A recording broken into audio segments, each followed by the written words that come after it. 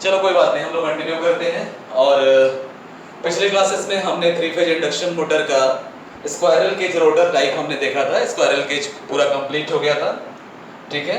Squirrel cage में हमने देखा था कि स्क्वायरल केज रोटर जो होता है वो सबसे ज़्यादा यूज होता है 3 फेज इंडक्शन मोटर में, यानी 90% of the 3 phase induction motor के अंदर स्क्वायरल केज रोटर ही होता है, ठीक है।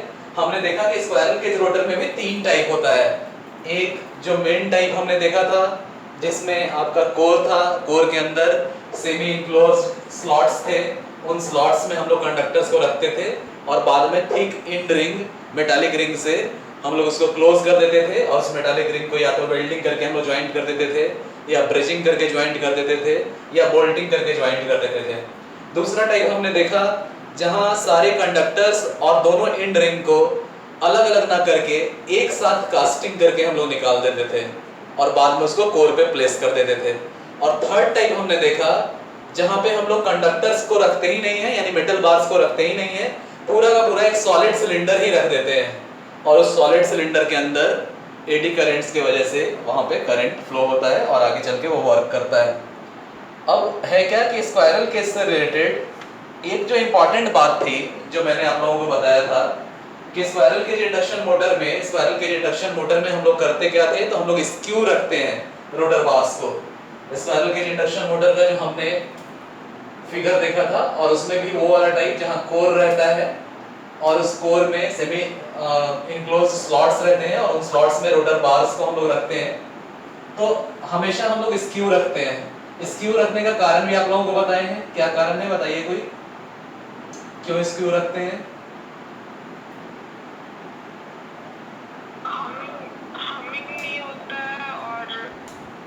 हाँ क्या क्या पहला बताइए।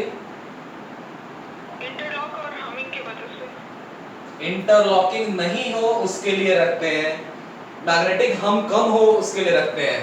ये मत कहना कि इंटरलॉकिंग के लिए और हमिंग के लिए रखते हैं। इंटरलॉकिंग टेंडेंसी नहीं हो उससे बचने के लिए रखते हैं, मैग्नेटिक हम साउंड कम करने के लिए रखते हैं। हमेशा सही आंसर दिया करो, ठीक है, नहीं तो पता चलेगा होता क्या है, आपके आंसर जानते हुए भी आपका आंसर गलत हो जाता है। आवाज अभी भी क्लियर नहीं आ रही है, ठीक है।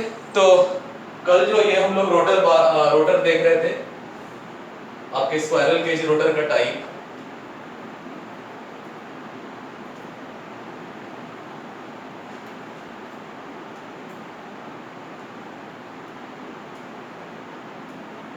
ठीक है।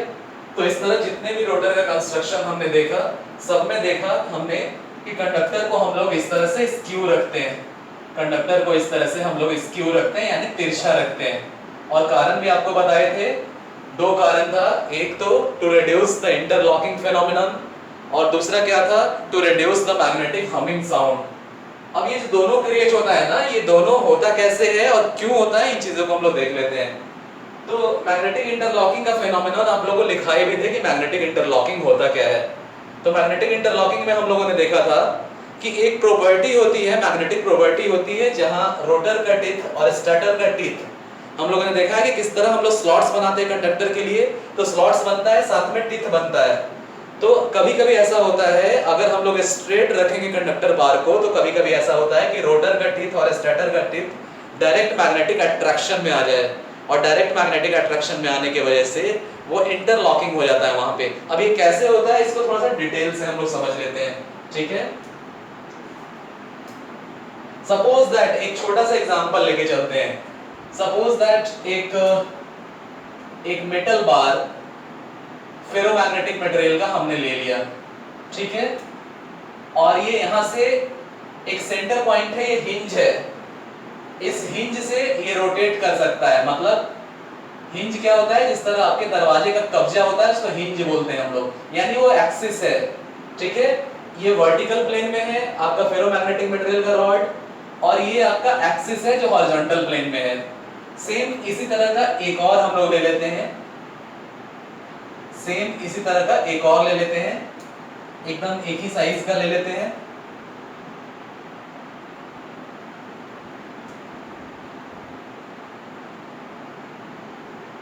Suppose that this is like this, तो थोड़ा सा और बड़ा कर दें।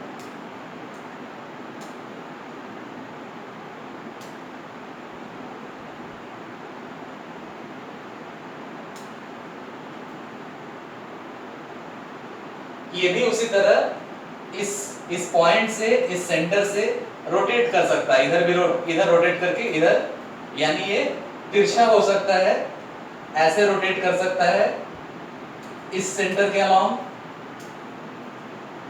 या फिर ऐसे भी रोटेट कर सकता है, मतलब फ्री है। चाहे तो पूरा हम उसको 360 डिग्री भी रोटेट करा सकते हैं, इसको हम चाहे तो ऐसे ऐसे 360 भी रोटेट करा सकते हैं, इसको भी रोटेट करा सकते हैं। ठीक है, ये दो फेरोमैग्नेटिक मटेरियल का रॉड है जिसको हमने फिक्स कर दिया, हमने पायोवेट कर दिया इसको इस हिंज के अलोंग या इस सेंटर के अलोंग, इस एक्सिस के अलोंग। ठीक है, और इस एक्सिस से ये फ्री है रोटेट करने के लिए, ऐसे रोटेट कर सकता है, या पूरा चाहे तो 360 डिग्री इसको हम जैसे चाहे वैसे घुमा सकते हैं। अब क्या होगा, सपोज दैट इस पे कॉइल प्लेस कर दिया हमने,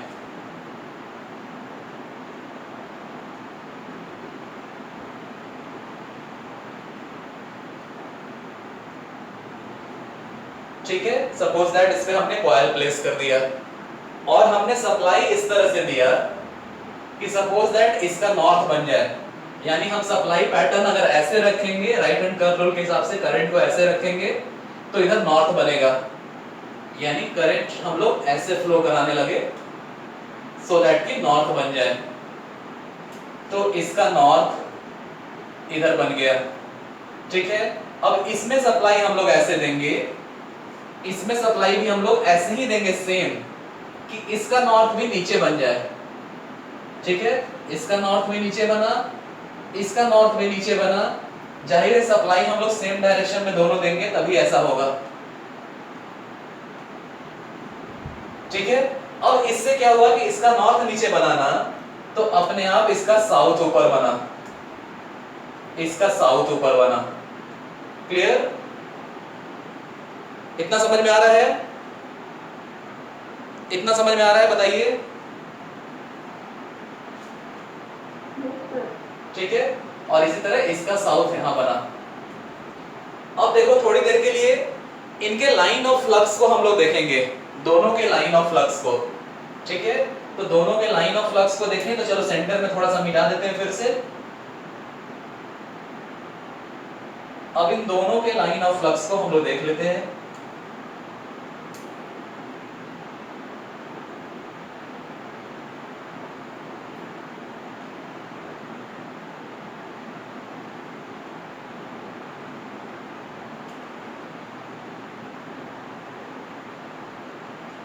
एंड इस तरह सो ऑन, सेंटर में जो होगा वो इस तरह जाएगा, दूर तक जाएगा और फिर अपना बनाएगा। इसी तरह इसका लाइन ऑफ फ्लक्स, तो इसका भी तो ऐसे ही बनेगा ना, नॉर्थ नीचे है तो ये भी ऐसे ही बनेगा।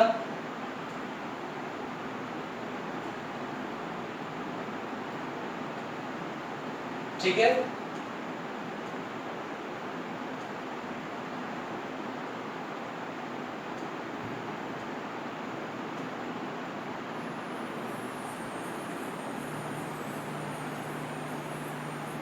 उसी तरह इसका भी।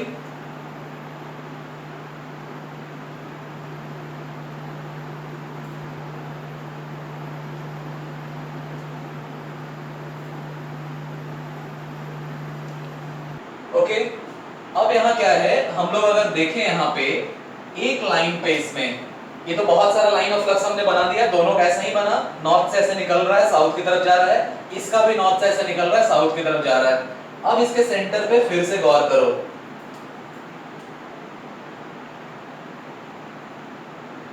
अब इसके सेंटर पे फिर से हम लोग गौर करते हैं। आवाज आ रही है क्लियर? मेरी आवाज आ रही है क्लियर? ओके, तो यहां अगर हम लोग गौर करें ना, एक लाइन पर अगर हम लोग फोकस करें जो एकदम सेंटर से जा रहा है, दोनों पोल के एकदम सेंटर से जो लाइन ऑफ फ्लक्स जा रहा है, यानी इसके एकदम मिडिल में जो लाइन ऑफ फ्लक्स है नॉर्थ का, नॉर्थ पोल का, और इसके एकदम मिडिल में जो लाइन ऑफ फ्लक्स है साउथ पोल का। ठीक है, इस पे अगर हम लोग गौर करें, इस लाइन को लेते हुए, इस सेंटर लाइन को अगर यहां हम लोग गौर करें तो देखो लीस्ट पॉसिबल डिस्टेंस कहां पे है, ये दोनों को अगर हम लोग फ्रीली रोटेट कराएं, दोनों को अगर हम फ्रीली रोटेट कराएं, ठीक है, इस तरह से फ्रीली रोटेट कराएं, तो देखिए सबसे लीस्ट पॉसिबल डिस्टेंस कहां पे होगा इन दोनों के बीच में, इसकी बाउंड्री और इसकी बाउंड्री के बीच में लीस्ट पॉसिबल डिस्टेंस कब होगा, बताइए, सोच के बताइए कोई।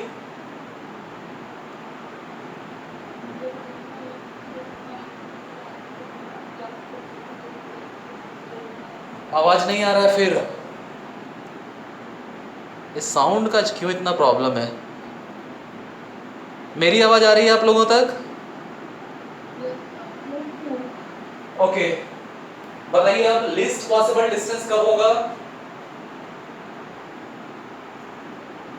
कोई जवाब दीजिए।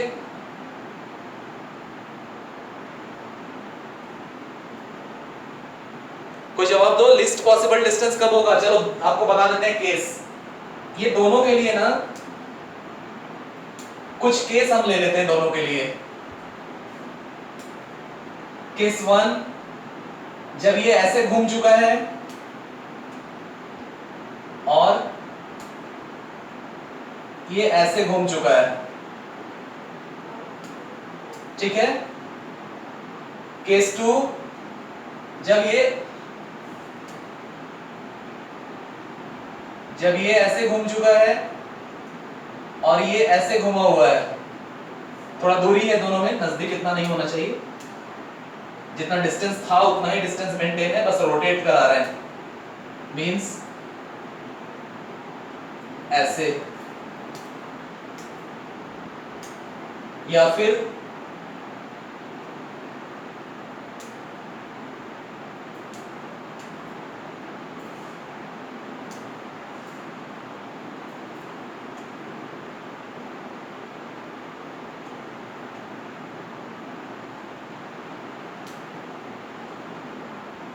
ठीक है, ए बी सी और डी वाला ये पोजीशन, किस पोजीशन में लीस्ट डिस्टेंस है दोनों रॉड के बीच में, यस, ठीक है। कौन सा किस में लीस्ट डिस्टेंस रहेगा, लीस्ट डिस्टेंस किस में होगा, डी में, यस ऑफ कोर्स डी में। तो जहां लीस्ट डिस्टेंस है ना, जाहिर है वहां फोर्स ऑफ अट्रैक्शन सबसे ज्यादा होगा, क्योंकि चाहे मैग्नेटिक फील्ड हो चाहे इलेक्ट्रिक फील्ड हो, दोनों इनवर्सली प्रोपोर्शनल होता है डिस्टेंस के स्क्वायर के, ठीक है। तो जहां डिस्टेंस मिनिमम होगा दोनों के बीच में, वहीं पर सबसे ज्यादा मैग्नेटिक फोर्स ऑफ अट्रैक्शन होगा, क्योंकि अपोजिट नेचर का फील्ड है, एक नॉर्थ है एक साउथ है, यहां पर इस सराउंडिंग में अपोजिट नेचर का है ना फील्ड, तो डिस्टेंस जितना कम होगा सबसे ज्यादा फोर्स ऑफ अट्रैक्शन होगा। तो हर केस में हम लोग देख रहे हैं इसका नॉर्थ, सेंटर वाला नॉर्थ, एकदम सेंटर वाला लाइन इधर है, और इसका साउथ का सेंटर वाला लाइन इधर है। इसका नॉर्थ का सेंटर वाला लाइन, एक ही लाइन को हम लोग लेके चल रहे हैं, बहुत सारे लाइन ऑफ फ्लक्स में से एक ही लाइन ऑफ फ्लक्स को लेके चल रहे हैं, इसका इधर है, इसका लाइन ऑफ फ्लक्स इधर है, इसका लाइन ऑफ फ्लक्स साउथ वाला इधर है। तो जाहिर है सबसे लीस्ट डिस्टेंस यहां पे है, तो direct magnetic force of attraction है, और सबसे हाईएस्ट फोर्स ऑफ अट्रैक्शन इसी कॉन्फ़िगरेशन में लगेगा। और ये कब लग रहा है, जब दोनों एक दूसरे के डायरेक्ट अंडर है, यानी दोनों एक दूसरे के सेम लाइन ऑफ अलाइनमेंट में है। ये जो वर्टिकल लाइन है ना ग्रीन वाला, ये सेंटर लाइन है और यही लाइन ऑफ अलाइनमेंट है। तो इस लाइन ऑफ अलाइनमेंट के अलाउंग जब दोनों अलाइंड होगा तो लीस्ट डिस्टेंस दोनों के बीच में होगा, और सबसे powerful magnetic force of attraction इसी केस में होगा। तो अब इस केस से अगर हम घुमाना चाहेंगे इसको कहीं ना, इसको अगर हम लोग घुमा रहे हैं ना, तो यहां आने के बाद अगर घुमाना चाहेंगे तो इसको अलग करने के लिए सबसे ज्यादा ताकत हमको लगाना पड़ेगा, ठीक है। इन दोनों को इस कॉन्फ़िगरेशन से हटाने के लिए सबसे ज्यादा ताकत लगाना पड़ेगा, क्योंकि दोनों के बीच में फोर्स ऑफ अट्रैक्शन सबसे ज्यादा है। यही चीज मैग्नेटिक इंटरलॉकिंग में होता है। मैग्नेटिक इंटरलॉकिंग में क्या होता है कि जब आपके स्टैटर का, आप लोगों को पहले बता चुके हैं कि स्टैटर रहता है, स्टैटर में स्लॉट काटे हुए रहते हैं हम लोग, स्टैटर में स्टाम्पिंग करके हम लोग स्लॉट्स बनाए रहते हैं।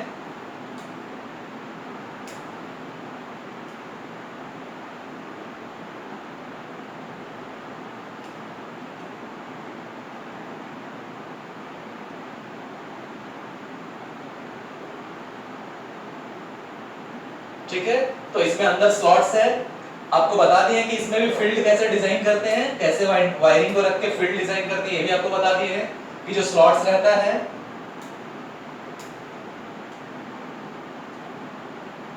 इस तरह स्लॉट और टिक बना हुआ है। तो यहाँ क्या करते हैं, कैसे वाइंडिंग को रखते हैं, तो जैसे सपोज दैट ये वाइंडिंग रखे, सपोज दैट ये वाइंडिंग रखे, ये पीछे से सिलिंड्रिकल ड्रम में पीछे से होके इस तरह से आया हुआ है, इस तरह से आया हुआ है, और आगे भी इस तरह से कनेक्टेड रहेगा। तो कनेक्टेड रहेगा तो ये लूप में अगर हम लोग करंट फ्लो करा रहे हैं, ये लूप में अगर हम लोग करंट फ्लो करा रहे हैं इस लूप में, तो नतीजा होगा कि इसका अपना नॉर्थ नीचे की तरफ बन जाएगा, इसका अपना नॉर्थ नीचे की तरफ बन जाएगा। उसी तरह रोटर जो रहेगा, रोटर का भी कंडक्टर ऐसा है कि अगर इसका साउथ इस तरह से बन गया तो डायरेक्ट नॉर्थ साउथ का दो टिथ का, इसका भी अपना जो टिथ रहेगा, इसका भी अपना जो टिथ रहेगा, उन दोनों का अट्रैक्शन अगर इस तरह से हो जाए तो वहां पे इंटरलॉकिंग फेनोमेनन हो जाएगा। लेकिन तिरछा करने से क्या होगा, अगर हम लोग स्क्यू करते हैं तो स्क्यू करने से हमें फायदा क्या मिलेगा, suppose that cylindrical rotor structure को हम लोग ले आए, सिलिंड्रिकल रोटर स्ट्रक्चर,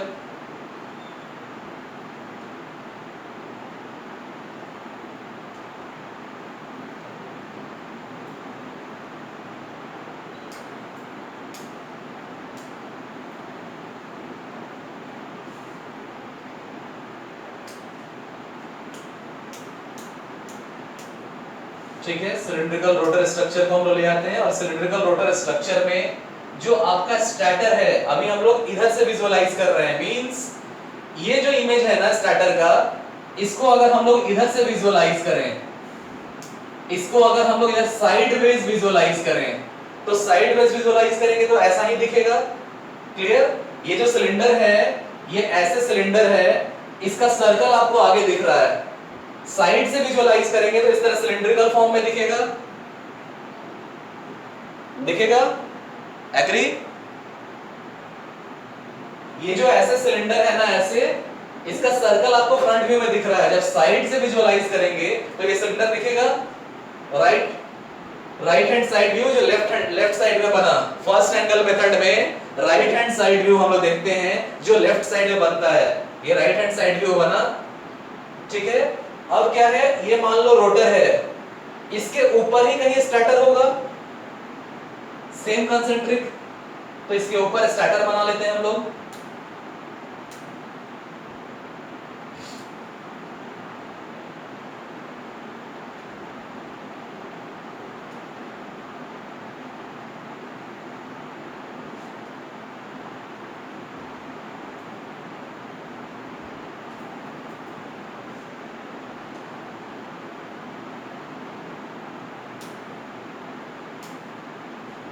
ठीक है, ये स्टार्टर हो गया, यानी इस मशीन को अब हम लोग साइड से देख रहे हैं। अब होगा क्या ना कि मान लो इसका टिप, स्टार्टर का टिप जो है, स्टार्टर का टिप जो हम लोग यहां देखते हैं, स्टार्टर का टिप वो कैसे होगा, तो पूरे सरफेस में होगा ना स्टार्टर का टिप, स्टार्टर का टिप। ठीक है, ये वाला टिप हम लोग साइड से विजुअलाइज कर रहे हैं तो आपको ऐसे दिख रहा है ये वाला टिप, और लेमिनेशंस है, लेमिनेशंस की वजह से ऐसे होगा। इसके ठीक नीचे अगर स्टार्टर वाला टिप आ गया, सॉरी रोटर वाला टिप आ गया, इसके ठीक नीचे अगर रोटर वाला टिप आ गया, समझ में आ रहा है ये पहले समझ में आ रहा है सबको, विजुअलाइज हो रहा है, विजन आपका क्लियर हो रहा है। इस मशीन को ऐसे हमने रखा है, इसका साइड व्यू देख रहे हैं, अंदर में ये लाल वाला रोटर वाला है सिलेंडर, और ऊपर ही आपका स्टार्टर वाला सिलेंडर है। हमने एज्यूम किया कि आपका स्टार्टर ट्रांसपेरेंट है, हमको अंदर दिख रहा है। ठीक है, तो यहाँ क्या है, ये ब्लू वाला आपका स्टार्टर का टिप है, और उसी के ठीक नीचे आपके रोटर का टिप आ गया है। अब क्या होगा, पूरा का पूरा इंटरलॉकिंग हो जाएगा ना, अगर आमने सामने पड़ गया तो, अगर नॉर्थ और साउथ दोनों में बन रहा है तो होगा। बताइए सोच के, ये समझ में आ रहा है पहले सबको, ये कंसेप्ट विजुअलाइज हो रहा है सबको। ठीक है, लेकिन अगर यही इससे बचने के लिए, स्टार्टर का तो मान लो ज्यों का त्यों है, अगर रोटर का, थोड़ी देर के लिए इमेजिन करो, अगर रोटर के टिप को हम तिरछा कर दें,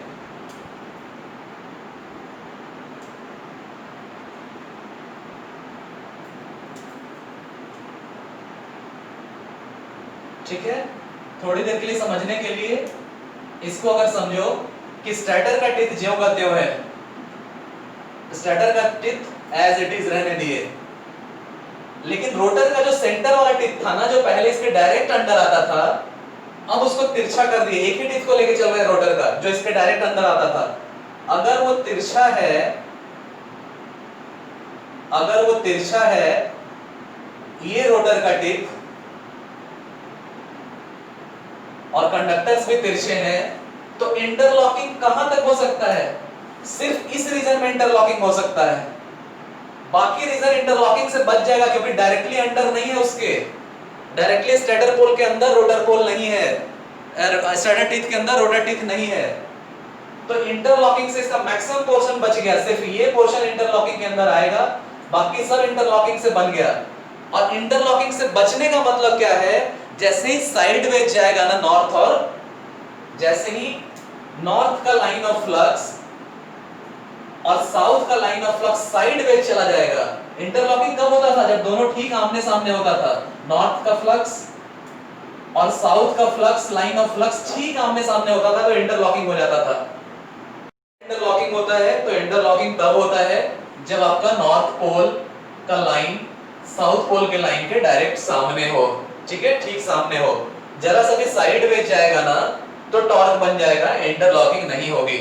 तो यहाँ क्या है, इस स्ट्रक्चर के वजह से सिर्फ इतना पोर्शन है जो इंटरलॉकिंग के अंदर आ रहा है, बाकी सारा पोर्शन में नॉर्थ और साउथ का लाइन ऑफ फ्लक्स, जो सेंट्रल लाइन ऑफ फ्लक्स है, वो साइडवेज चला जा रहा है, और जैसे ही साइडवेज जाएगा एक रिजल्टेंट टॉर्क बन जाएगा।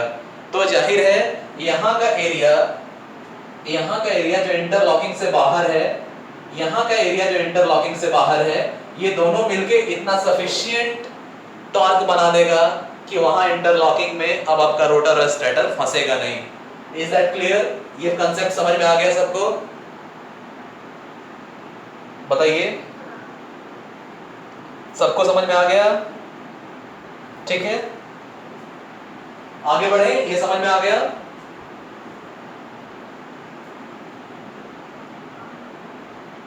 आगे बढ़े, बताइए, कोई रिप्लाई दीजिए।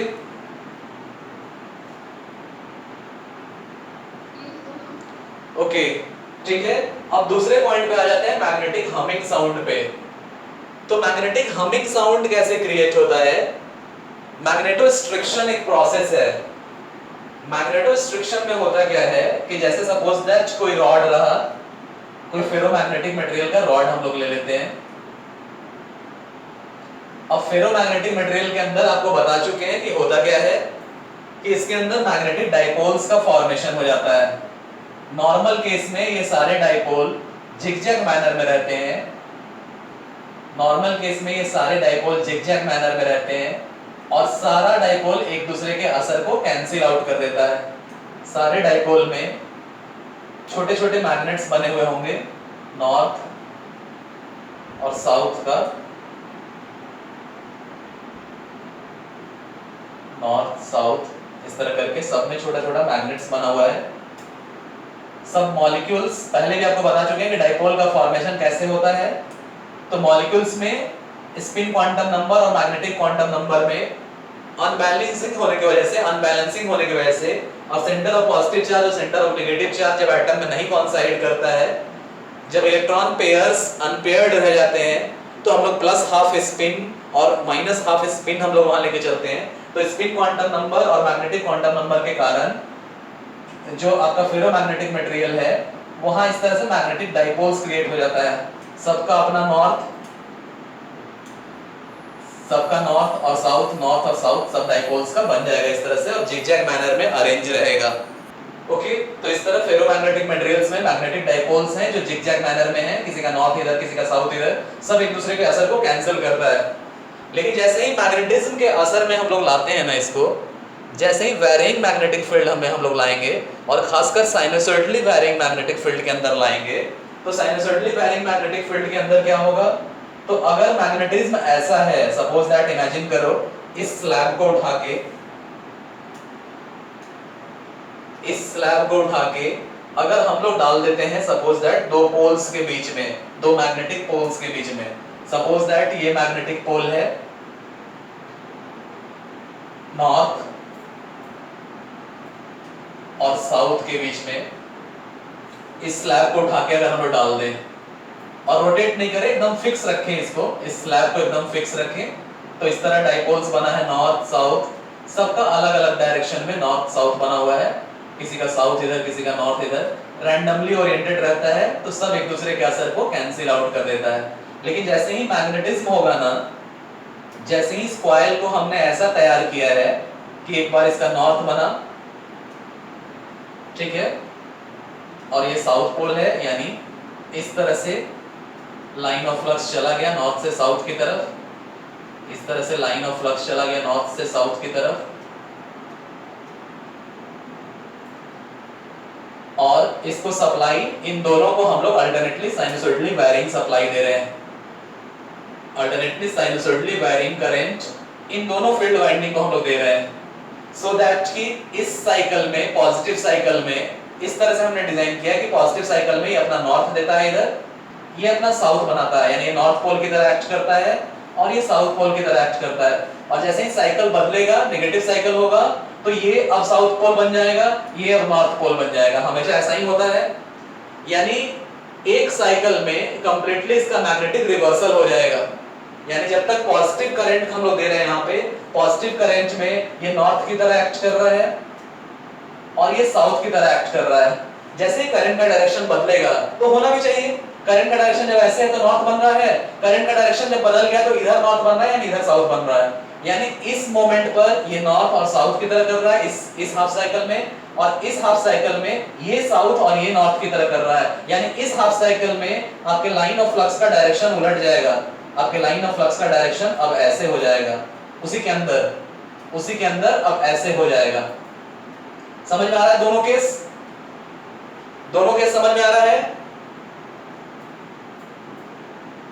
यानी मैग्नेटिक रिवर्सल से यहां पे हो जाएगा, मैग्नेटिज्म का रिवर्सल हो जाएगा।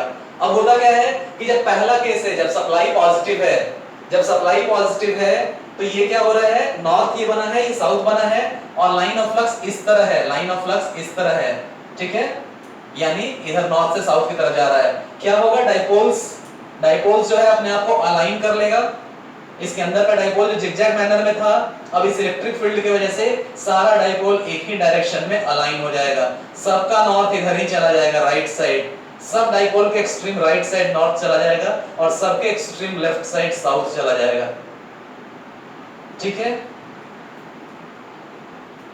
साउथ चला जाएगा। और जैसे ही ये सिचुएशन बदलेगा, जब ये नेगेटिव हो जाएगा, तो क्या होगा, ये अंदर का चीज जस्ट उल्टा हो जाएगा, क्योंकि अब क्या है, अब ये नॉर्थ बन गया, ये साउथ बन गया, यानी अब डायरेक्शन फ्लक्स का इस तरफ है, तो ये सारी चीजें उलट जाएंगी। उस केस में क्या होगा, ये नेगेटिव साइकिल जब है तो भी डाइपोल अलाइन होगा, लेकिन उल्टे डायरेक्शन में अलाइन होगा। अब एक्सट्रीम लेफ्ट साइड सब नॉर्थ बना हुआ है और एक्सट्रीम राइट साइड साउथ बना हुआ है, नॉर्थ साउथ, ठीक है। ये दोनों केस समझ में आया, पहले ये दोनों केस समझ में आया, ठीक है। तो ये दो केसेस हो गया, पॉजिटिव साइकिल के लिए, नेगेटिव साइकिल के लिए। लेकिन हम लोग ये लास्ट पोजीशन देख रहे हैं दोनों केस का।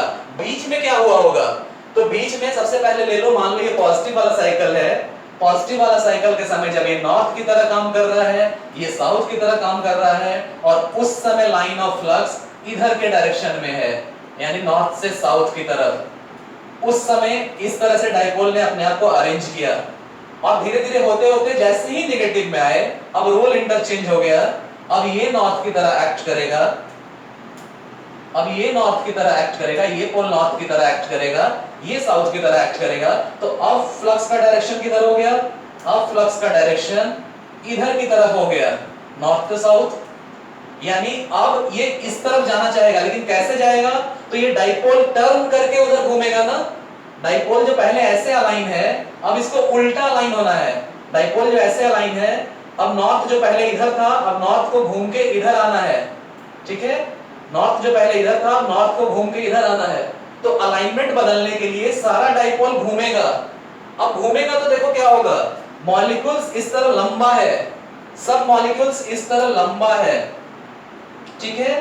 तो मॉलिक्यूल्स इस बॉक्स के अंदर है।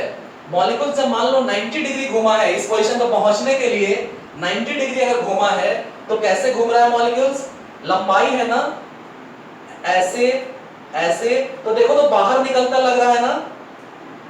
अगर साइज में हम इसको हटाना चाहें, इसी जगह में हम प्लेस करना चाहें, तो देखो तो लगता है कि इससे बाहर निकल जाना चाहिए, यानी आपके मटेरियल का फैलाव हो जाएगा अगर मॉलिक्यूल का स्ट्रक्चर ऐसा रहेगा तो। समझ में आ रहा है? इसकी लंबाई ऐसे है, लंबाई ज्यादा है, चौड़ाई कम है, तब 3-3 इसमें एडजस्ट है। लेकिन अगर ये 90 डिग्री घूम जाएगा तो लंबाई वाला पोर्शन ऊपर आ गया। अब क्या इतने ही दायरे में सीमित रहेगा कि थोड़ा सा फैलाव होगा मटेरियल का, क्योंकि मॉलिक्यूल से ही वो मटेरियल बना है। समझ में आ रहा है? समझ में आ रहा है? तो ये मटेरियल का थोड़ा सा एक्सपेंशन हो जाता है इस पोजीशन पे, यानी मटेरियल का जो बाउंड्री है ना वो रिजिड नहीं रहता है। मतलब अगर ये डस्टर है ना, ऐसे ये डस्टर ही मटेरियल है, तो जब ये पोजीशन आएगा ना तो माइन्यूट लेवल पे, वो हम लोग को दिखता नहीं है क्योंकि मॉलिक्यूलर लेवल पे हो रहा है, लेकिन मॉलिक्यूलर लेवल पे इसकी चौड़ाई में अंतर आता है। अब ये ज्यादा चौड़ा होता है, बहुत कम, सर्टेन माइक्रोन्स का अंतर आता है, सर्टेन माइक्रोन्स का अंतर आता है, लेकिन इसकी चौड़ाई, इसकी थिकनेस बढ़ जाती है इस पोजीशन पे, ये ज्यादा थिक हो जाता है। और फिर जब वापस इस पोजीशन पे पहुंचता है तो फिर वो वापस ओरिजिनल वाला थिकनेस हो जाता है। और ये इतना कम, इतने छोटे वैल्यू का है, मॉलिक्यूल्स को हम लोग देख नहीं सकते हैं। और ऐसे ऐसे हम लोग 2 मॉलिक्यूल्स को दिखा रहे हैं, ऐसा ऐसा एक्चुअली में बहुत सारा मॉलिक्यूलर लेयर्स होगा। तो ये चीज दिखता नहीं है, लेकिन ये माइन्यूट लेवल पे असर डालता है। यानी इस स्लैब की चौड़ाई ना थोड़ी सी बढ़ रही है, फिर थोड़ी सी कम हो रही है। यहाँ पे कम है, यहाँ स्लैब की चौड़ाई थोड़ी सी बढ़ गई, यहाँ स्लैब की चौड़ाई थोड़ी सी कम हो गई, फिर वापस स्लैब की चौड़ाई थोड़ी बढ़ेगी, फिर कम होगी। एक साइकिल लगातार इस साइकिल के साथ चलता रहेगा, ठीक है। इसको हम लोग मैग्नेटोस्ट्रिक्शन बोलते हैं, इस फेनोमेनन को। अब मैग्नेटोस्ट्रिक्शन से क्या होगा, जैसे कैसे हम लोग पंखा हाँकते हैं, ठीक है, हम लोग पंखा हाँकते हैं तो हम लोग ऐसे ऐसे करते हैं ना, तो हम लोग को हवा लगता है। आपकी साउंड एनर्जी क्या है, साउंड एनर्जी मॉलिक्यूल्स का मूव करना एयर में, उसी से साउंड क्रिएट होता है। Sound wave is a mechanical wave. अगर मीडियम नहीं होगा तो आपको साउंड नहीं सुनाई देगा, वैक्यूम में कोई साउंड नहीं सुनाई देगा। यानी अगर कुछ आवाज हो रहा है, फैन के चलने से आवाज होता है, या पंखा हाँको तो ध्यान से सुनो तो उसका भी आवाज होता है। क्यों? क्योंकि मॉलिक्यूल्स का कॉम्प्रेशन और रेयरफैक्शन, एयर मॉलिक्यूल्स का एक दूसरे के नजदीक आना और एक दूसरे से दूर जाना, कोलाइजन होना, कॉम्प्रेशन और रेयरफैक्शन साउंड एनर्जी क्रिएट करता है। तो माइक्रो लेवल पे अब देखो एसी सप्लाई में क्या होता है, एसी सप्लाई में ये साइकिल 50 हर्ट्ज का है, एसी सप्लाई में ये साइकिल 50 हर्ट्ज का है। मतलब 1 सेकंड में 50 पॉजिटिव साइकिल, 50 नेगेटिव साइकिल, यानी 1 सेकंड में 100 बार ये थिकनेस और 100 बार ये थिकनेस, यानी 1 सेकंड के अंदर 100 बार थिकनेस का वेरिएशन आ रहा है। थिकनेस का वेरिएशन अपने आसपास के सराउंडिंग एयर को पुल करता है, और उस एयर को पुल और पुश करने के कारण एक साउंड क्रिएट होता है। वो एनर्जी साउंड एनर्जी में कन्वर्ट होती है। वही साउंड हमें मैग्नेटिक हमिंग में सुनाई देता है, उसी साउंड को हम लोग मैग्नेटिक हम बोलते हैं, ठीक है। तो मैग्नेटिक हम ज्यादा कब होगा, जब डायरेक्ट मैग्नेटिज्म ज्यादा रहेगा। मैग्नेटिक हम ज्यादा कब होगा, जब डायरेक्ट मैग्नेटिज्म ज्यादा रहेगा। यानी यूं कहें तो सेंटर लाइन ऑफ फ्लक्स इस तरह से जब आमने सामने रहेंगे तो ज्यादा मैग्नेटिक हम क्रिएट होगा। लेकिन इस तरह का स्ट्रक्चर करके डायरेक्ट इंटरलॉकिंग वाले केस को हम अवॉइड कर रहे हैं। डायरेक्ट इंटरलॉकिंग नहीं है, साइडवेज दोनों का सेंटर लाइन ऑफ फ्लक्स है, तो यहाँ मैग्नेटिक हमिंग होगा, लेकिन बहुत कम होगा, नेग्लिजिबल होगा। तो इससे मैग्नेटिक हमिंग को भी हम लोग रिड्यूस कर देते हैं। क्लियर हुआ?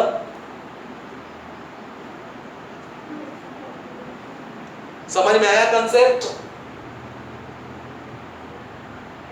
तो कहीं ना कहीं माइक्रो लेवल पे, माइक्रोन्स लेवल पे, मॉलिक्यूलर लेवल पे मैग्नेटोस्ट्रिक्शन के फेनोमेनन के कारण, मॉलिक्यूल्स और डाइपोल्स के ओरिएंटेशन के बदलने के कारण, स्लैब के माइक्रो लेवल पर थिकनेस बदलने के कारण, वो थिकनेस का वेरिएशन हम लोग आंखों से नहीं देख सकते हैं क्योंकि मॉलिक्यूलर लेवल का है, लेकिन फिर भी वो असर डालता है, वो एयर मॉलिक्यूल्स को पुश और पुल करता है, और जहां भी एयर मॉलिक्यूल को हम लोग पुश और पुल करेंगे वहां साउंड क्रिएट होगा, वही हमिंग साउंड है। फैन भी चलता है तो आपको आवाज सुनाई देती है।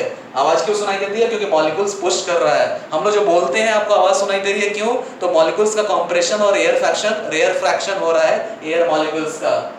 जाहिर है साउंड वेव मैकेनिकल वेव है, यानी अगर मीडियम नहीं रहे तो कोई साउंड नहीं सुनाई देगा, वैक्यूम में हमें कोई साउंड नहीं सुनाई देगा। तो इस तरह मैग्नेटोस्ट्रिक्शन के फेनोमेनन से हमिंग साउंड क्रिएट होता है। ठीक है।